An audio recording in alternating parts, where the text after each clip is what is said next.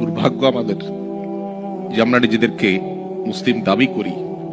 আমাদের কোনো অ্যাসেট ছুটে গেলে সেটা নিয়ে আমাদের অনেক পেরেশানি হয়। কিন্তু আমার ঈমান দুর্বল হয়ে যাচ্ছে কিনা, আমি কুফরের কাছাকাছি চলে যাচ্ছে কিনা,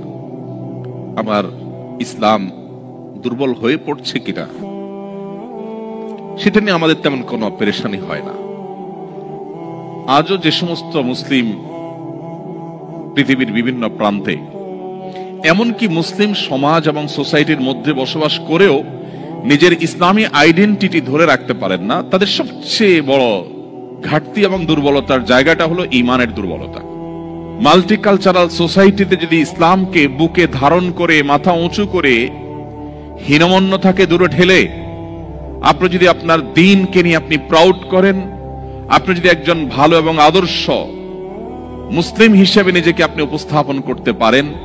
আপনার ফ্যামিলিকে যদি আপনি গড়ে তুলতে পারেন, সন্দেহাতীতভাবে এটা বহুমুখী চ্যালেঞ্জিং। প্রতিকূল পরিবেশে নিজের ঈমানকে, মুসলিম আইডেন্টিটিকে যদি কেউ উঁচু করে সেটাকে নিরাপদ রাখতে পারে, তার আঁচলকে বাঁচাবার জন্য সে যদি সংগ্রাম করে টিকে থাকতে পারে, জ্বলন্ত কয়লা হাতে রাখার মতো এই কঠিন কাজটি যদি সে করতে পারে, নবীজি সাল্লাল্লাহু আলাইহি ওয়াসাল্লামের